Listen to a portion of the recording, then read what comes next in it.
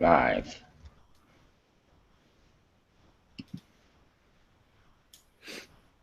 All right, everybody.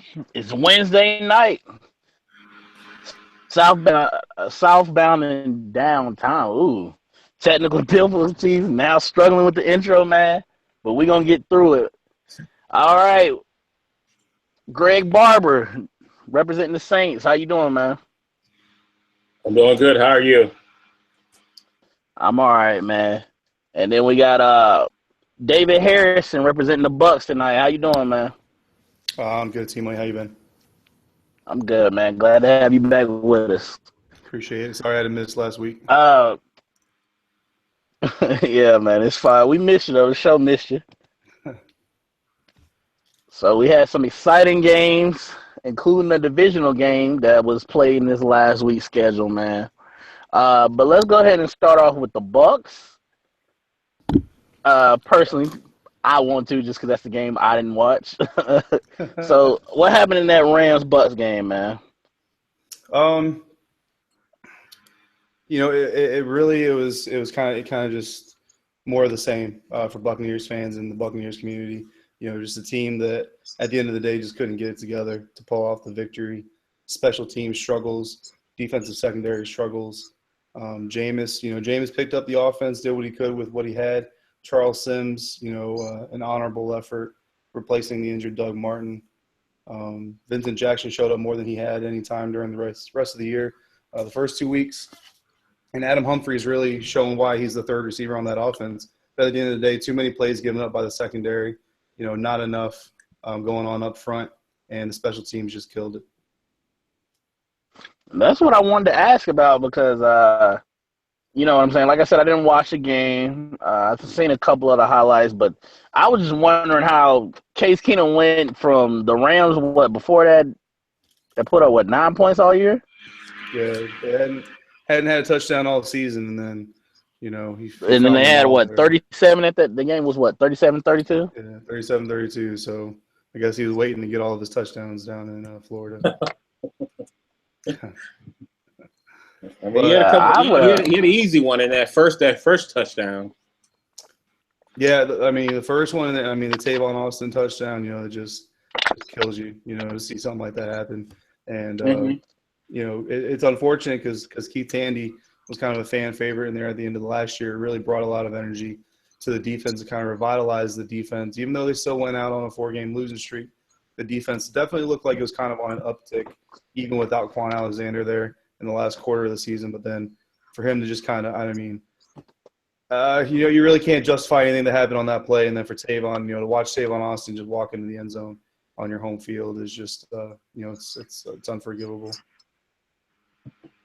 So does that bring down any of your hopes for this season watching that game? Or The just chalk it up Rams. as a bad loss? It's definitely a bad loss. So the Rams, I had that marked as a win. I kind of looked at that as a game where, they lost to the Rams last year, like I said, during that 4-game stretch. And I really looked at that game this season to be kind of the marker to show how much this team had improved from last season's lessons, OTAs, training camp, just gelling together and having Quan Alexander back. And to Quan's benefit or to his credit, he showed up, and he played a great game. The linebackers really didn't have a whole lot of flaws going on. It's just you can't rely on one unit though. You need the whole defense to show up. But so that's where the disappointment comes in. Is they didn't look like a team that really had improved over the Thursday night loss they had last season, and they're going to have to improve because the season, it's not getting any easier. They got Denver next, and they got Carolina following that. So it's only going to get harder, and they got to find a way to put it together. I'm kind of interested actually. So the Jets just released D. Milliner, and I know he's got bust written all over him. Excuse me. But at this point in time, any young talent, any young talent that's got any type of potential has to be somewhat attractive. So Yeah, it's going to be interesting to see if maybe they take a look at him. yeah. He was injured. I think that's why. Because I was the Right. same way, David. I was thinking that the Saints should take a peek at the dude. Right. Bring him in and let's see what he got. But he was hurt, so I think that's why they kind of shied away at the time. I think if he gets healthy, and I can see them bringing him in and kind of having a conversation and see what's up. Right. Because looking at the practice squad, there's really not a lot of I mean, there's not a lot of options on the practice squad who you really look at and really think this guy can come in and make a difference. I mean, I don't know, maybe Javian Elliott had a few plays in the preseason, but nothing that looked really substantial. I mean, we might see Jonathan Banks get a look. Nothing against the veteran, Brent Grimes. He hasn't played too horribly. He's gotten beat on a few plays, but who doesn't really in the NFL? But the times that Brent really has gotten beat, honestly, it's been a height mismatch. The Mohamed Sanu touchdown in Week 1 was all about height. They just put the ball over his head and he couldn't do anything with it. Jonathan Banks is tall and he's long, and yeah, you might see him get in there if teams keep using that height disadvantage that Brent Grimes has. You might see Jonathan Banks get his chance to redeem himself. Yeah, me personally, I've always played Banks. That's what I told a lot of Bucks fans over the offseason. It's definitely gonna be challenging. Definitely in our division and in other games to try to play Grimes and Hargraves both at the same time, because they both, I mean, at the tallest, you might give them 5'10", 5'11", and we just have so many big guys, especially in this division, with Julio, Sanu, Kelvin, Funches, Brandon Coleman's a big dude, and Thomas down in New Orleans too. Yeah, Thomas in New Orleans. Yeah, he's still about 6'2", maybe, something like that. Yeah, they're all so it's a lot of big athletic guys in this division at wide receiver right now. Right. Yeah, and they don't take the right angles, or they don't, they trailing in that play. If the quarterback places it right, there's nothing he can do. Yeah, and that's the key. I mean, at the end of the day, like I don't care if you're 6'7" playing a 5'10" receiver. If you're out of position and that guy gets behind you, it don't matter. You're done either way. Oh, right. Agreed. Chris Conte, he's probably the better, he's definitely the better safety as far as consistency is concerned on that defense. But just like last season, when he doesn't show up is when teams go up top and it kills the team. He might only miss on 4 plays, but those 4 plays are going to be touchdowns. Yeah. All right, Greg. Had a game against the Atlanta Falcons on primetime Monday Night Football. What was it? 10th anniversary. Yeah. Well, I mean, first of all, you got to give it to Atlanta. So I know, Aaron, if you're listening or if you do listen to this, I'm giving it to you on this one. You got it. You won the game. Everybody knows what the deal is. I mean, the Saints offense went up and put up 30 points. Most of the time, if you put up 30 points in a game, you're pretty much going to win the game, and they probably could have easily put up another 14, 20 points again early in the game. Just didn't finish a couple drives. But at the same time, you can't have the defense giving up, another 30, 40 points themselves. I mean, I know the score was 45, but one of them was a defensive touchdown, so I had to, that was more on the offense there blowing that play. But I mean, at the same time, it's just for me, it always hurts when to lose to Atlanta. It always hurts really bad. It does, because that's hard. But I mean, especially when coming into that game, Vaccaro, you already knew Ellerby wasn't playing. I already knew that, but I was really shocked when Vaccaro wasn't on the list to play. And even Snead himself, I thought that both have made this game, and they didn't. So the coaches, I think, felt like it was better to just sit them out and have them healthy. You live to fight another day, I guess. So I mean, with 13 games left, I mean, I can agree with that, I guess. You just make the best of what you got, and they got fried on it. That's all that happened in that game. I can pick apart what certain players are doing and what they didn't do, but I don't know if it's even a point at this time. I mean, we already know that the Saints, part of with Drew Brees' contract, they're going to be looking at free agency. So you might see like a Jarius Byrd probably out of there. They're probably going to end up replacing him either with Von Bell. Probably is going to be the guy, I'm thinking, at free safety next year. What I would like to see them to do is to kind of pull Jarius out of there and let Von Bell play a few plays. You know, let him play a few packages here and there, see where he is and see what he can do. Because, you know, that kid got a little ball hawk in him, so he can play. And I think I think if he does play and he shows some improvement, you kind of can phase Bird out before the season's over with. You already get more comfortable with Bell there. Yeah. So with another loss and another is it too early to be questioning Sean Payton's job security? I mean, last year No, I don't. They didn't come out saying it, but they pretty much blamed it on Rob Ryan by letting him go and putting in Dennis Allen. Yeah. I don't think Payton's going anywhere. I don't think Payton's security. I think that's the last thing I don't think Payton and Breeze are going anywhere. That's why they got the contracts they got. They're not going anywhere at this point in time. I mean, I think for Payton, because I don't see them firing. I don't see Tom Benson firing him and paying him not to coach. You know, and I think Benson kind of gave him the carte blanche to cut players and do all the things he's been doing. So I mean, at this point in time, I think they're trying to, you know, replace players and do whatever they need to do as fast as they can to try to get this team back up to speed again and get it back where it is. But I don't think Payton's job is in jeopardy at all. I don't think. Now, I mean, like I said myself, I have more problems with a couple of assistant coaches than I do the head coach. He's a little too loyal to a couple of guys. I mean, I always felt like Joe Vitt. I know Joe Vitt is his guy. That's his right-hand man in a lot of cases. But I think Joe Vitt really should be gone. I haven't, you know, I mean, we got a pretty good linebacking crew this year, but I've never seen Vitt really develop some of the guys that we could have had over the years. So, you know, what is he there for other than he's Payton's guy? He's one, and I think their defensive line coach. But I don't think because Dennis Allen was one of his players when he was in Texas A&M, so they know each other. So there's a lot of tie-in there. So I just don't see any of those guys going anywhere, unfortunately.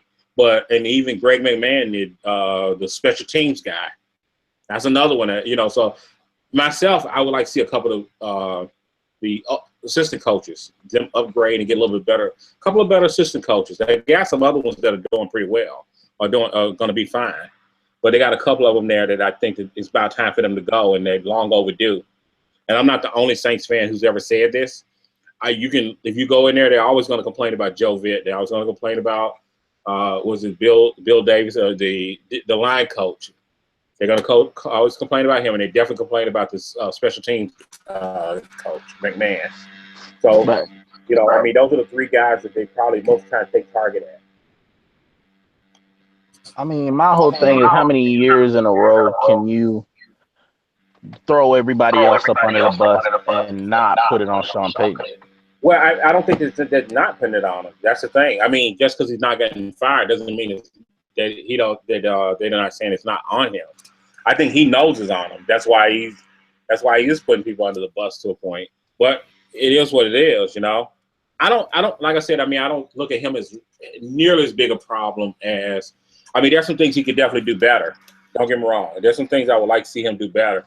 One, I think I don't know what it is this year and maybe even last year. Use of the timeouts is terrible right now. I'm just having a problem with why they're calling some of these timeouts and having some of those issues. Another thing I would love to see Payton do is to put that offense in, because that's they like to run at a fast pace. I would love to see them go no huddle. I absolutely love to see. I think that offense in a no huddle, going no huddle, could really wreak some havoc on some defenses. Because they don't have time to really take a look and see what they're doing. So I mean, I think that those are a couple of things I would love to see. I would love to see Payton install. As far as the defensive end, like I told you, Allen, I wouldn't have picked Allen personally. You know, me, I was kind of actually honest. You know me, because I was hoping that Gus from the Jacksonville Jaguars coach I thought he was gonna get clipped last year. That's the guy I wanted to get. I figured if we get him in and maybe see what he does as a coordinator, because I don't think I'm not saying he's not cut out to be a head coach, but whatever it is, he's just right now he's just not there yet. You know what I mean, to become one. I think, if he stay a few more years, Yeah. consistent, I think let him season some more. I think you give him another shot, I think the guy could be fine. He'll be fine as a head coach. But I don't think he's there yet. All right. Well, moving on to the Panthers-Vikings game, man. A game where it started off with a 10-0 lead, and then after that, everything fell apart. Yes, it Vikings did. scored 22 unanswered points. Yes. Ended up with 8 sacks. Yes. 3 interceptions on Cam Newton. Yeah. Kelvin Benjamin finishing without a catch. Defensively, man, their defense just took the game over and kept them in it. Which I personally had a big problem with Cam. Cam changed the whole momentum of the game when he took that sack. Which, I mean, Griffin did. I mean, it wasn't Griffin. I think it was Hunter. Did get in there fast because Michael Orr was tap dancing or cha-cha sliding or whatever he was doing. But that is unacceptable to take a safety at that point with a 10-0 lead. You gotta get it thrown away. You gotta, which I don't know. I can't remember if his ankle was already hurt at that point, but you gotta go ahead and run. Which that's been my issue with Cam so far this year is he seems so hesitant to run. I don't know if he wants to prove to everybody he can throw it in the pocket, or maybe he's just getting beat up in these games. But it's sometimes where he wants to take the home run plays a little bit too much so far this year has been my issue with him. And my whole thing is you have to know what team you're playing. You can't go for the home run shots every play against Denver and against Minnesota. Now with the 49ers and they weren't getting no pass rush and their secondary is not that good, okay, you want to take your home run shots, that's good. But against those defensive lines, sometimes you got to take your check downs or go ahead and scramble and run. Agreed. So that's my issue with him. My issue with Kelvin was every game it seems like he gets 1 to 2 kind of blocking penalties, whether it's blocking a bag or holding or something like that. So that's my issue with him. Personally, I'm not the type to just kind of, if I got something to say to somebody or about somebody, I'm going to go ahead and say it. So that's why this week, man, I just been feeling whether it's with Ron. I'm tired of just talking about having leads and not protecting the leads, and we don't know what's going on. We got to get it done. We are too good of a team. Honestly, I feel like even with a 10-point lead, I feel like the way our defense can play and the way our offense can play at that point, it should be over. Especially when you got Sam Bradford on the other side with Jerick McKinnon and Asiata in the backfield. And Stephon Diggs didn't even kill us. My rookie corner, James Bradbury, had another good week. Diggs came in that game leading the league in receiving yards. I think he finished with maybe 4 catches for 40-something. So you can't even blame it. That's my whole thing as far as defensively. Is the one thing we were worried about really hasn't been an issue. My secondary really hasn't been an issue so far this year. We're I think top 3, top 5 in stopping the pass right now. It's and that's my other issues with the defensive ends. Charles Johnson still doesn't have a sack. Coney Ealy still doesn't have a sack.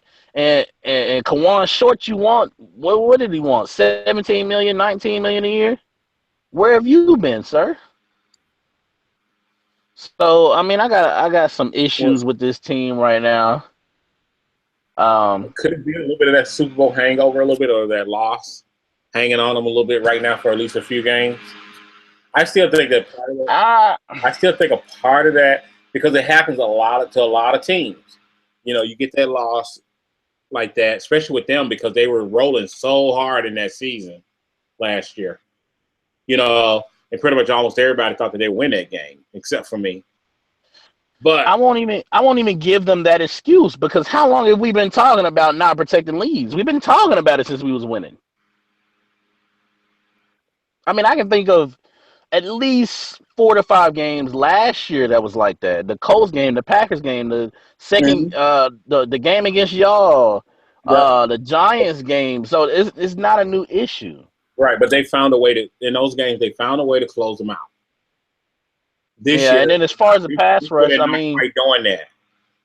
yeah, our pass rush, I mean, again, even that was. Remember, we traded for Jaron Allen in the middle of the year, Yes, you did.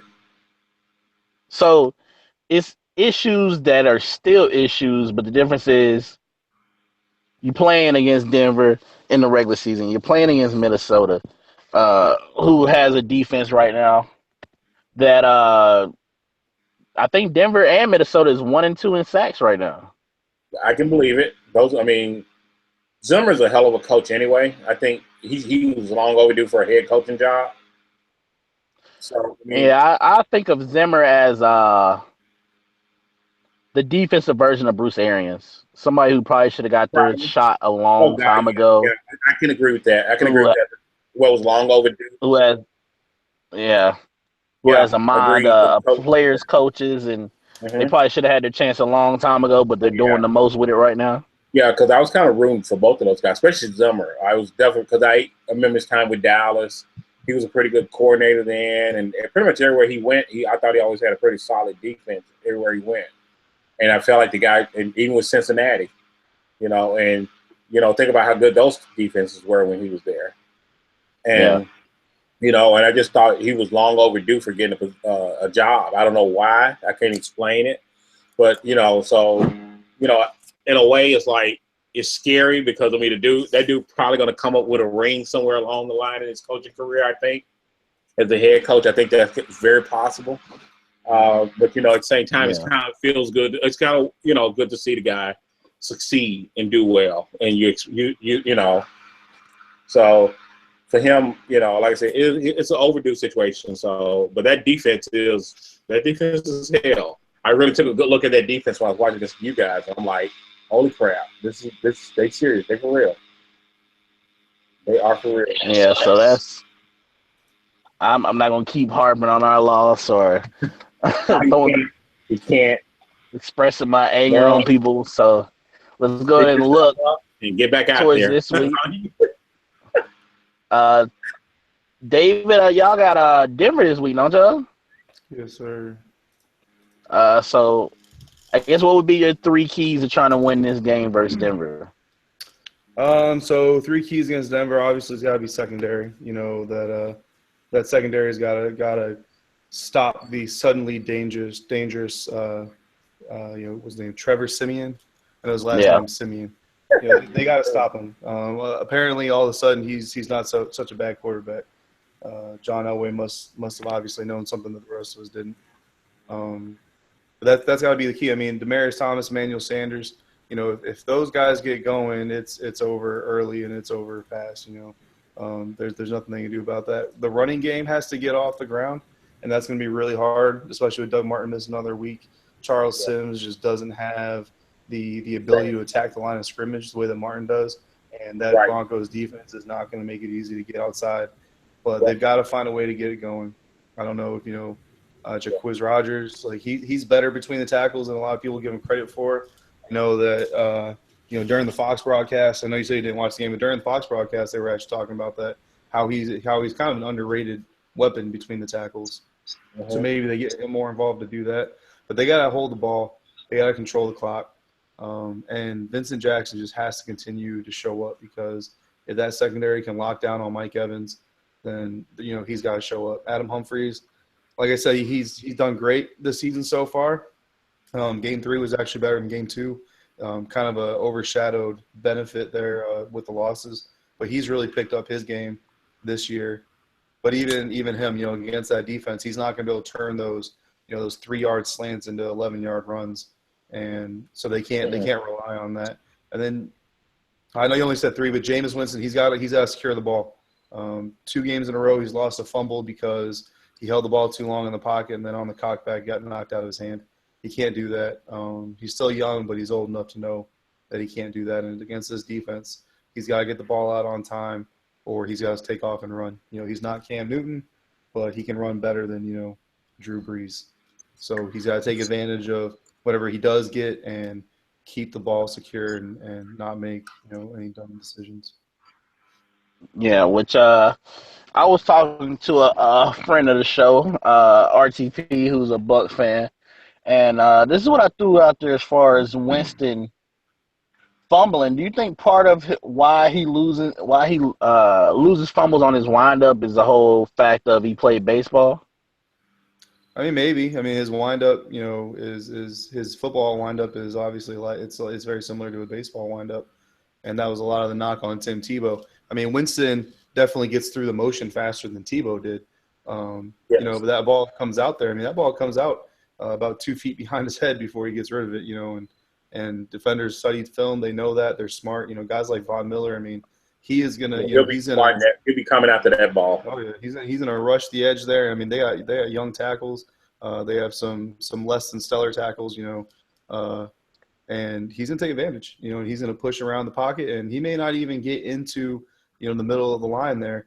But all he's got to do is get one of those paws up and knock that ball out. And his whole key is that I bet you anything he ain't gonna even come after the quarterback. He's gonna come behind the quarterback when exactly. he comes to that wind up and take it.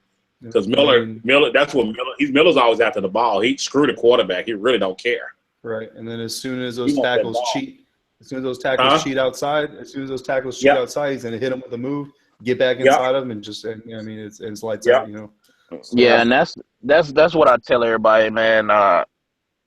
What I'm saying? Vaughn may not be your best pass rush in your head. I mean, somebody might put J.J. Watt there. Maybe Khalil Mack last year. I don't know what happened to him this year. But Von Miller is the most clutch pass rusher that we have in the game today, man.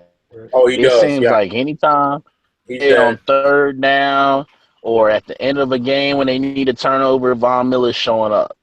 Yeah, he's that to me in that mind, that Reggie White, that Bruce Smith, maybe that Charles Haley type guy who will make that play that's needed to either like shut an offense down from coming back or just like just to close. He knows how to close the casket on you one way or another. Right. I mean, it would be close for me between him and J.J. Watt, but even J.J. When he's healthy anyway. But I mean, you look at Von Miller. I mean, he lost Malik Jackson on that line.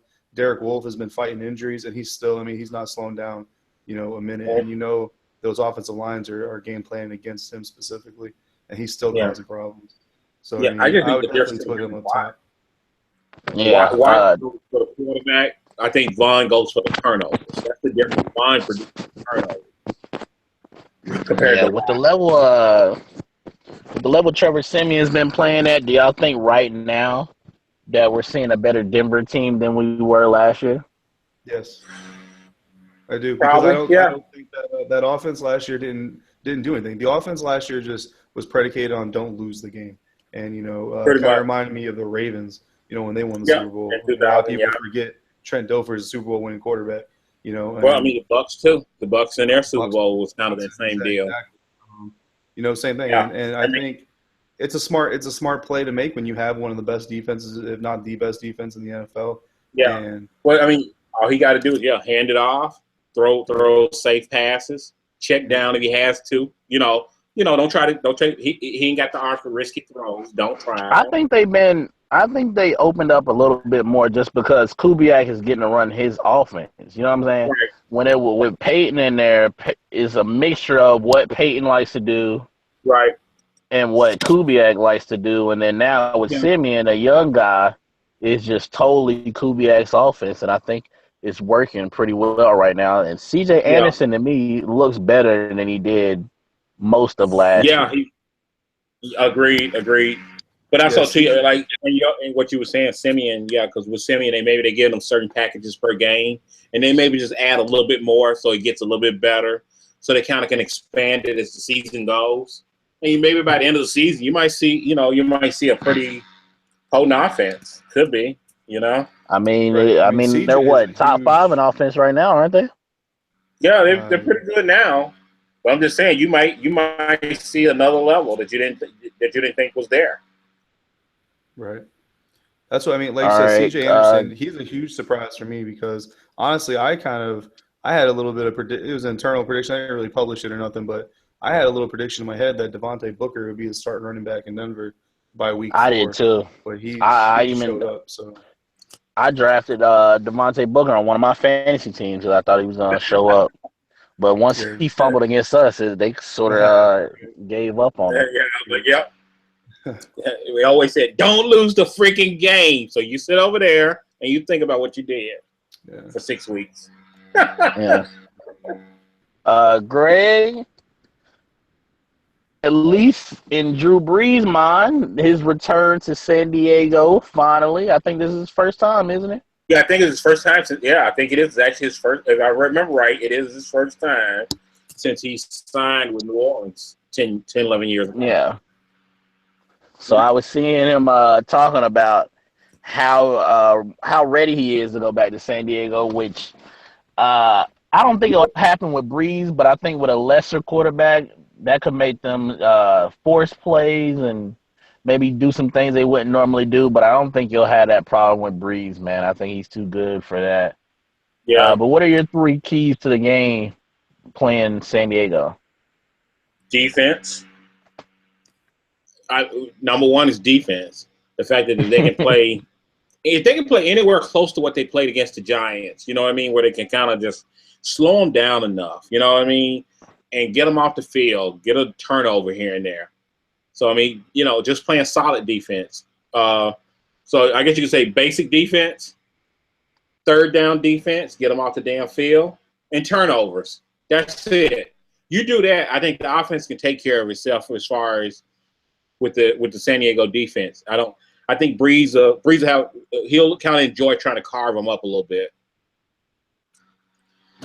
I think, yeah. you know, but I mean, it really at this point, it all really predicates on the defense. Nobody, if that defense can perform halfway decent, because Monday wasn't halfway decent. Halfway decent, they actually, you know, they can probably pull a game or 2 out. Yeah, it just seems like almost Phillip Rivers loses a weapon per week almost, and they just keep chugging along at least offensively. He doesn't have much left. So they I feel like San Diego's sort of the AFC version of y'all, honestly. Yeah, probably. Of an offense they can put up, you know, points. Yeah. Trying to figure out exactly what they want to do on defense. Yeah, I don't know. I agree. I mean, I think with our defense, I don't think it's nearly as much as if we can just, like I said, early in the year, I just said if we can stay healthy, that was all. If we can stay healthy, I think you will see a much more improved defense. But you can't. You lose Rango. You know, you already got 2 other guys who was playing last year already on IR before the season kicked off. You know, it just. You know, so it gets crazy because now you got to pull guys out the street like we're doing now. And that's why the defense stays as terrible as it is over the years. People forget about that part because you think about you pulling guys off their couch now to come out there and play who weren't in training camp or anything. And it just, you don't get that communication. You don't get that chemistry. You don't get any of that stuff. So you really don't get to see that whether the defense really actually can work or not. To me, you know, that's part of it. But, you know, they still got to get more talent and get depth, you know, so they can, when they get injuries, they got people that can come in and do what needs to be done. Yeah. But, you know, well, this game is going to be interesting. It's a winnable game, but we'll see. Yeah, definitely will be a lot of adrenaline pumping. I'm sure New Orleans, them guys will want to win for Breeze. Me personally, I'm not the biggest Phillip Rivers fan, but I mean he is a good quarterback. He is. Absolutely. I like Rivers a lot more than most people do. Myself, I do actually. I think Rivers he doesn't get enough credit. I think as good a quarterback as he is and as tough as he is. Personally. Yeah. I think too is, you know, of course here on the East Coast we don't really watch a lot of West Coast games like that. So people around here, I mean, it's not like we really get to see Rivers all the time. Which my reason for liking Phillip Rivers, of course, he just went to NC State, and as a Tar Heel fan, you know what I'm saying. So my reason for disliking him is a little bit different. It's a little bit more I got you. I mean, Saints fans love him because he brought Drew Brees to his bases. What came down to that, you know? Yeah. So I mean, Saints fans probably like Phillip Rivers because he was there to move Drew Brees out, and we also like the doctor in Miami who said Brees' shoulder sucked so bad that he was no longer gonna have a career. Yeah. You know, so those are fan favorites in my book. Yeah.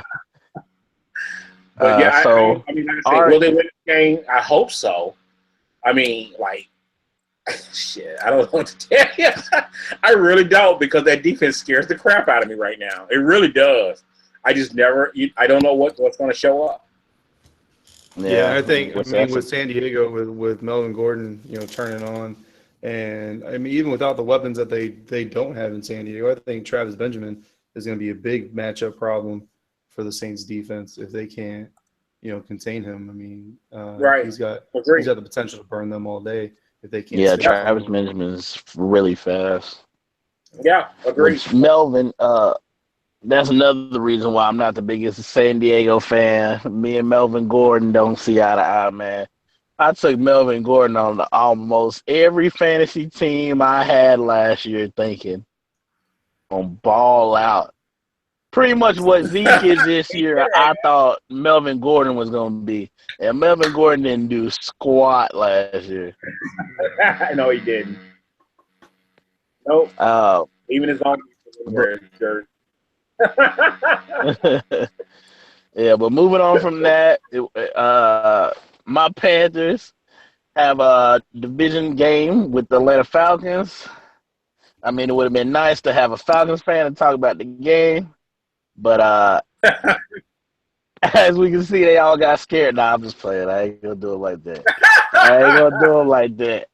Aaron, we love you, man. Sean J, we love you. Joe Rock, we love you. But we got to play Atlanta, who's riding high this week, man. Leading the league in points and yards. Coming off of scoring 30 plus. Got to go down to the Georgia Dome. Everybody know that's a big game to the Panthers. Just because we have so many Panthers players who are from Georgia, played at Georgia, whether it's Cam, Thomas Davis, Charles Johnson. We have a good handful of guys that play for Georgia that love going back. I call them all the Georgia boys because they usually play well in Atlanta. But 3 keys to that game real quick. First of all, tackle in space. Because if you look at Kyle Shanahan's play designs, it's just a lot of getting 2 guys to run over here so your players will go with them, and then we'll sneak the running back in the zone y'all just left. So the main thing is tackling well in space, which 7-wise, I'm not too worried about that. It's my secondary. We have some guys that like Trey Boston at times who can take bad angles. Kurt will sometimes too. Kurt, I think is more of he's just not athletic enough sometimes. He's not fast enough to make the play. So we got to keep Devontae Freeman and Telvin Coleman in check. The second key is get Kelvin back on track, man. I'm sure they're probably going to put Trufant on him. Trufant's a little guy, but he has had success against Kelvin in the past. Kelvin's rookie year, but you got to get Kelvin on track. He can't go having 1 target and no catches again, man. He just can't. But I also don't want the flip side of that, of Cam trying to force it every time to make up for 2 games of worth of catches and yards. Things like that. The third thing is get out to a quick lead. I feel like Dan Quinn's not the type of coach like he's the opposite to me of a Mike Zimmer. I feel like once they start heading down, that he's not going to pull them back up. And I mean, we saw evidence of that last year when they went on that, how many games did they lose in a row? 6? Oh, talking about last year? I think it was. It was a lot.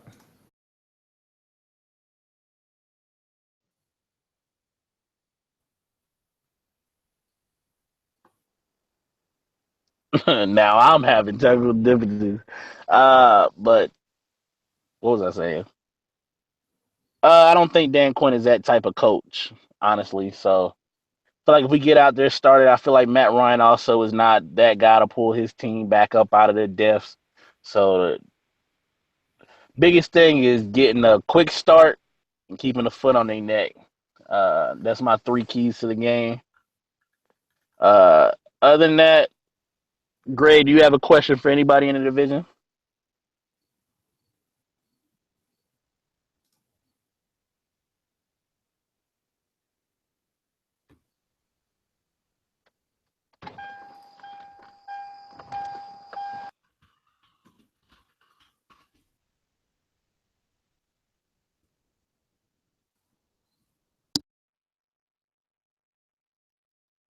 Can y'all hear me? I can hear you right now. I think Okay. Greg is frozen. Well, we'll go ahead with you, David. Do you have a question for, I guess, me since Gray there? Yeah, I mean, so going back to your Panthers and kind of what some of their early season, I guess, struggles. I mean, their defense is still, on point. Like you said, the concern really coming into the year was would the defense be able to really pick up like they were a year ago? But from the offense, from what I've seen, and I wasn't able to watch the game last week. Unfortunately, I had to work. But from what I'm seeing, I think the difference really is that teams aren't giving up the opportunity for the deep ball as much as they were last year. And I think they're really trying to stretch the Panthers offense and make them sustain drives. And I think, like in my eyes, that might be some of the struggles that's happening is this team's kind of used to striking fast. How much do you think that might have to play in with maybe some of the mistakes that Cam has been making lately? I think that does have something to play to it, just because Cam, like I said, has been holding the ball, wanting to take those deep shots. I think also maybe a difference in the receiving core may be affecting that too. Kelman needs a longer drop really to get open because he's not the fastest guy. You know what I'm saying? He uses his size more. He out physicals people, so he needs a little bit longer of a uh, Cam dropping back to pass rather than tag in, who can beat somebody right off the line. Funches is not really beating nobody off the line like that. Instead of that receiving core last year of Cotry with his route running can beat somebody off the line. Tag in can beat somebody off the line. Philly Brown can beat somebody off the line. So I think that is a major two differences. Like I said, my receiving core. And you're right, that has been a problem against those really good defenses. Like I said, Minnesota and Denver are not giving you the time to take 5-step, 7-step drops. If you're gonna beat them, it's more you got some receivers who can beat them man to man quick before that pass rush can get there. Okay. Greg, you back with us? I'm back. I don't know. It froze out there for a second, so I don't know what happened. All right. Right now, do you have a question, I guess, for either me or David? All right. Well, on a scale for David, on a scale of 1 to 10, how worried are you about this Denver defense? Like an 8.5. Okay. Yeah, I mean, I think they match up really well. I think their secondary matches up well with our receivers. Their linebackers match up very well with our tight ends, and they're going to be able to contain the running backs. I think that defensive line is going to cause some problems all day long up front. So they're just a real problematic unit for a very young offensive unit to really handle. Okay, fair enough. I would think I would be up there, up to 8.5 or 9. I mean, like I said, they can definitely cause problems. Right. I mean, are y'all playing? Are y'all playing in Denver? Or no, it's in Tampa.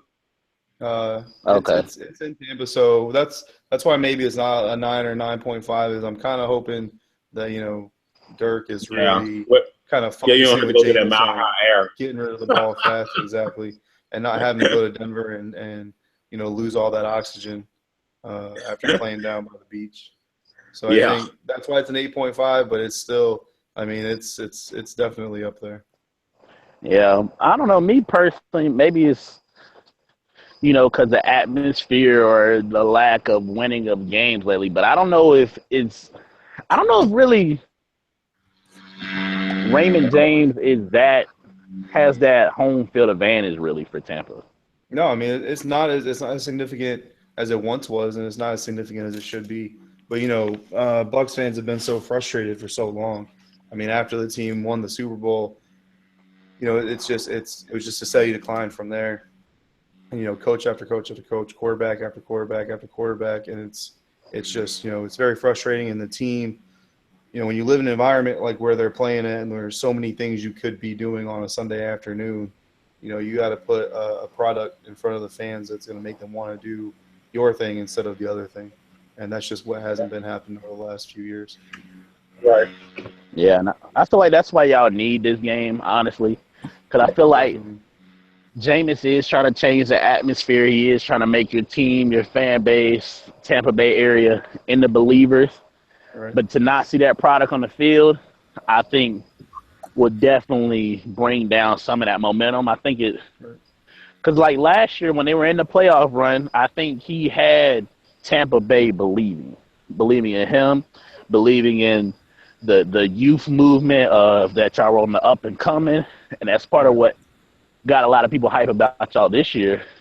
But with this start and not just losing, but losing in the most difficult or even with the Cardinals game just getting blown out way, I think kind of loses that momentum a little bit. It does, but a little bit it's blown a little bit out of proportion because if you look at it really, we're 3 games into the season, and at this point in time, any realistic Bucks fan, the best you're looking at is a 2-1 start. Nobody but the homerist of homers is gonna chalk up the Cardinals game as a win.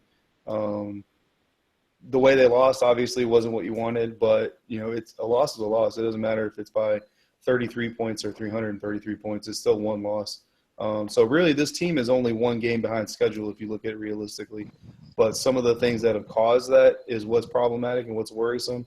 Roberto Aguayo, we all know he's got a lot more pressure on him being a second-round draft pick, and to see a game slip out of their hands against the Rams on field goals, really stings because if you look at it, had he not missed those 2 kicks that he missed, then the Buccaneers are in position for a game-winning field goal instead of walking out of there having to try to score. Exactly.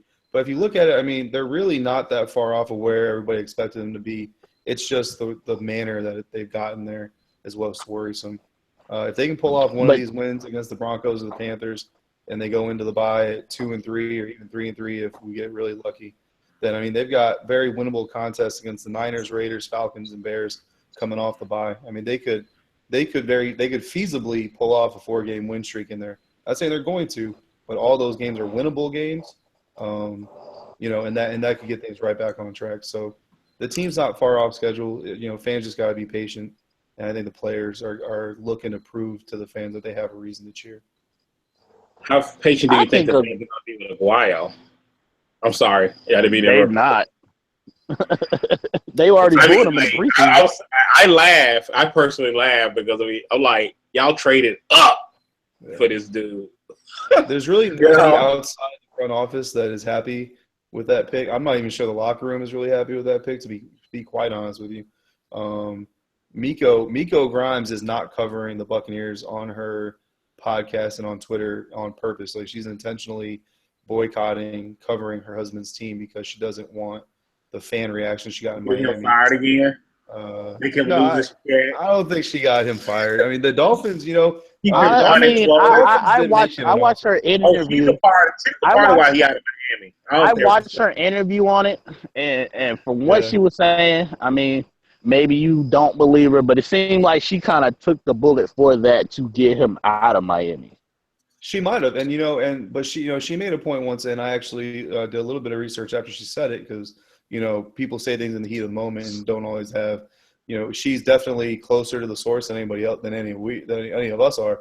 But she mentioned that Miami, when the Buccaneers made their offer that he was going to accept, Miami tried to come and match it, and that's real. Like, that actually happened. The Dolphins tried to match the offer that the Buccaneers gave Brent Grimes, but he was ready to move on. So the Dolphins wanted him back. I don't think that she's as big of a distraction in the front office as maybe the fans want her to be. It's definitely a situation. I mean, any organization you work for, I'm a leader in my organization. If I have a spouse who's creating some of the havoc that she would be, it's definitely a problem. But I don't know if it's as big of a problem as it looks like on the outside. Okay. I got you. That Miami tried to match it. I got you. Yeah. At the same time, it doesn't mean that he necessarily wanted to move on. But how do you come back? Okay, after all the things that your wife said, all the things your wife got arrested before a game. Yeah. You're out of there. How do you come back to those teammates and sign that contract? Is there a little bit of the way she explained it, no choice and like he said, was that pretty much Brent was ready to move on anyway. She just kind of gave, instead of him coming to the team saying, "Hey, I want to go somewhere else," she kind of took the bullet for it. No, but come on, all the things she said about Tannehill, all the things she said about about the management and everything like that. You don't think that played a part? Even though they gave him a contract or they gave him an offer, maybe it could have been. How do you know it might not a faint offer, in a sense where they made him an offer, they knew he wasn't going to take it anyway, and they didn't really want him to take the offer, but they could have. You know what I'm saying? But it's sort of a courtesy type deal. Like, you can tell the fans, well, we tried, and he wanted to move on to a point. But I think defense look like they might. They defense look like they might need Brent Grimes the way they've been killed by Terrell Pryor. He haven't that damn much either. I mean, Tampa ain't locked nothing down. No, you're very. So I don't know if they.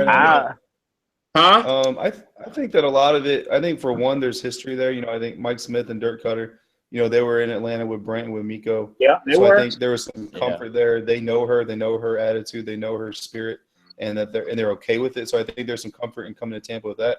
I think I wouldn't have done it. So if her I wouldn't have done it.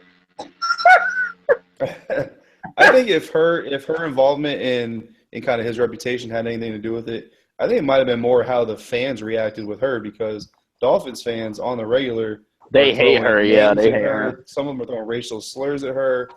Calling her names that are just uncalled for. They would. You know what? If she was sweet, kind, and courteous, they'd still throw those racial slurs at her. Let's be honest. And you ain't wrong. My whole thing is, what did she say about Tannehill that we haven't seen wide receivers who left Miami say?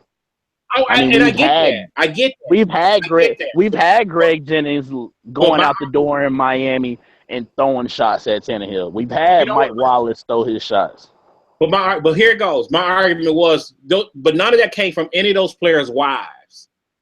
That came from the player, and that's who it should come from. If the wife got issues with the quarterback or the management or something like that, you talk to the husband about that. You don't put that stuff out in public. You just don't do that. I mean, you know what I mean? I don't want my wife. You might take that viewpoint of it, but I'm sure Brent is thankful he has a woman that rides for him like that. Because one thing you can't say is that she don't ride for a husband. That don't mean she right now. I don't think she don't say anything. Doesn't mean she doesn't ride for him. She riding for him. She got his. No, you can have his back. You can have his back with your mouth taped up. I agree with you. I think what's her name? Lauren. Is it Lauren Tannehill? Ryan Tannehill's wife. I think her name's Lauren. I think she's definitely probably got her husband's back, and she's not on social media blasting. Right, and that's what I'm saying. I'm not saying it should be heard. Don't get me wrong. I get it, but I mean, that's just no way to do your business. That's just not. That's why he's bouncing from team to team, because of the fact that some of the crap she does. I'm telling you, the dude is. I mean, he's a decent player. Don't get me wrong. He absolutely is a decent player. I mean, but with her there, when he left Atlanta, did she do anything? Yeah. Think about when she was calling the radio station talking about his contract. She called one of Atlanta's radio stations talking about his contract. Well, I guess I know that. I guess he would say he wouldn't be nowhere where he was at if it wasn't for her. Remember, supposedly the whole he played for her. when he played in Atlanta, she supposedly told him, to play like himself and kind of ignored his scheme or whatever they were supposed to be doing. And that's when he had that good game on Monday Night Football versus y'all. Oh, Coach Grimes. Excuse me. I'm sorry. I guess. Man. I'm just telling you. I mean, you never know what she says as far as her bragging or what's really true.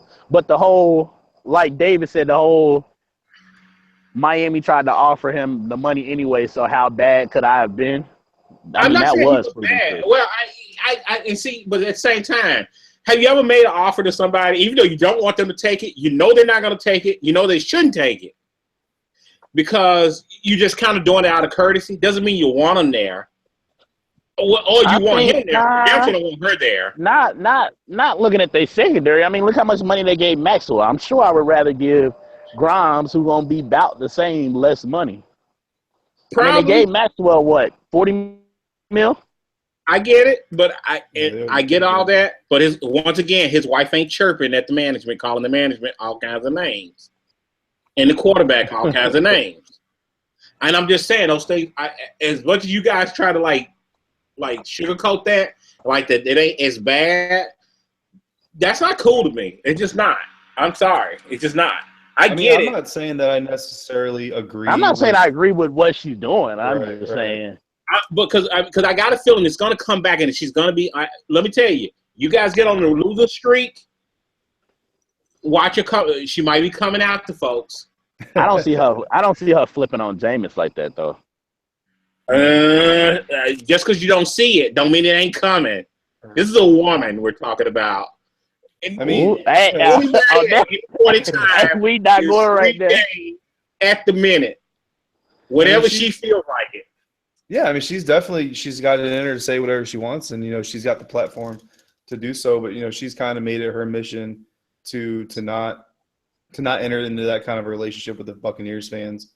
And I'll tell you right now, I'm on social media. There's some Buccaneers fans coming at her, kind of trying to prod her into saying something, and she's done a good job of avoiding them and preventing that from happening. But I mean, don't get me wrong. Like I said, as far as the racial slurs and all that stuff. Mm-hmm. We all get that stuff, no matter who you are. Hey, man. I'm going to go ahead and wrap this issue up with just Nico, we love you. We all get that stuff. If you end up watching this, I mean, you, my boy RTP already talked. He wants you on his podcast. Shout out to RTP. Say it again. RTP, I said I was telling Nico, shout out to her, and my boy RTP, he wants her on his podcast. I'm sure that would be entertaining. If you ever watch RTP, shout out to him. Them two in the same podcast together would definitely be interesting. Yeah, I'm a big fan of Miko, personally. I like Miko. See, everybody because she on your team right now. I mean, like I said, I respect the fact she ride for her man the way she does. That's all fine and dandy. You can do that. I'm not saying that she's wrong for doing that. But I just think that when you saying stuff like that, and you're basically like you're cutting the quarterback, you're calling them names, you're calling management names. Have you not seen Tannehill? Have you not seen Tannehill over the years? But dude, he got to go back in that locker room and play with those guys the next day, or practice with those guys the next day, and face those coaches the next day. If she was going off on a player who was playing well, who was doing everything, I could see that. But anything she said about Tannehill is not something that I haven't said, that a lot of analysts haven't said. I get that. And she does have a voice to speak on football. She does have people that respect her opinion on football. Yep. Well, okay, I don't know about all that. But here it goes. I'm just saying. But that's still your quarterback. Your quarterback is your main guy in your team, right? Am I right? Am I wrong? I mean, that's your main guy. Tannehill in Miami, I don't know. Traditionally and figuratively, yeah, he's supposed to be, but again, right. And number two, that's like your franchise player, and they paid him like a franchise player. He's not. Don't get me wrong, and like I said, I'm not saying she was wrong. Right. You just, just because you're right doesn't mean just necessarily have to put it all out there like that in that manner. Especially when the fact, like I said, if she was leaving town and she ain't gonna never see him again, say what the hell you're gonna say. But if he's got to come in there, if you're in mid-season and he's playing like crap and you're dogging him, and he got to go out there and play with this dude, how do you do that? I thought when she started that it was the end of the year. It was during the season, if I remember right, when she was calling him in the management name. It was during the year, right? Yeah, it started during the year. Okay, yeah, that's right.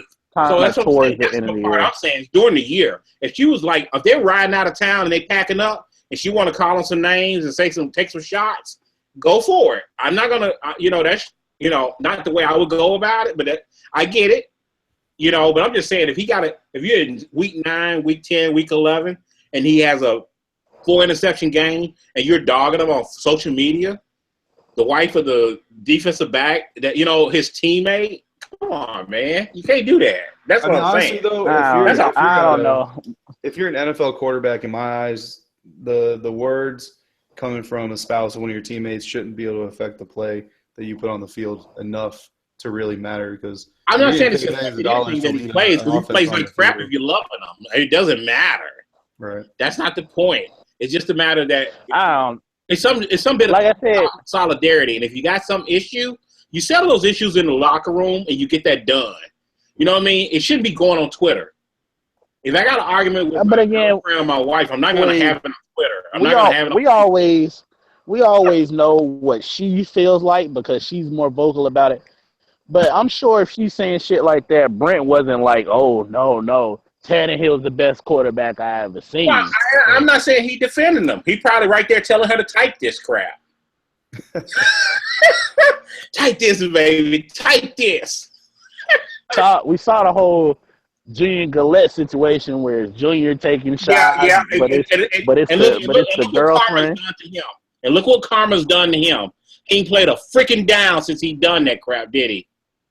I mean, y'all ain't had no pass rush since he left either, so I guess it's double karma. Yeah. So you know what? We both that's fine too. That's fine too. But he ain't played a freaking down. Washington paying him for nothing either, but just as well. Y'all paying him too. He's still on the books in New Orleans. So are we, huh? I said that's what I was saying. Y'all paying him too. I know. I'm aware.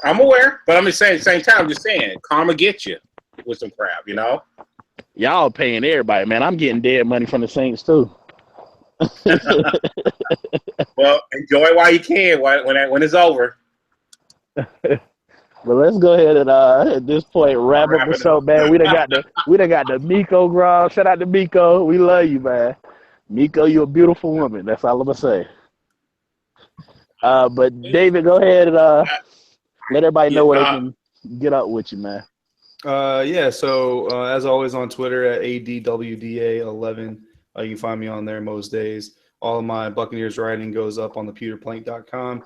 And I've got some fantasy stuff going up there, and I've got a little bit of something new coming, fantasy football with another site. So stay tuned for that. All right, Greg. You can contact me at IntenseGB on Twitter. I'll be there. Miko is optional if you want to follow me. I got a feeling that's not going to be a good conversation. But anyway, I'll follow back. All right. It's your boy. This is T-Money 1993, a.k.a. Straight Facts, because that's all I speak in this YouTube thing, man. YouTube, Mr. T-Money 1993. I put out 2 videos today for the Atlanta game. Go check them out. Also, if you support me, man, T-Money Gaming, I am editing my first video as we speak. I've been working on it for 2 days. Not going to talk about that, but it's going to be a Madden video versus me versus Joe Rock, the Atlanta Falcons fan who sometimes makes guest appearances on the show. So go check it out. Twitter, TMuhammad23. Who won the game? Me, of course. Well, of course. I don't know. But yeah, that he might lose, but hey. Nah, I beat him twice, but but yeah, like I said, T Money Gaming will be my new channel. Please subscribe, man. I will have Madden videos up there. I have some 2K videos already up there recorded. So go ahead and check that out. Also, can't forget Cat Chronicles, Joe Riolano, Tony, them guys over there, man. Shout out to them. Shout out also for them for giving us the platform to have this show, man. Y'all know y'all my brothers. Let's go ahead and wrap it up, man. We out. South Mountain down. Good night. Good night, everybody.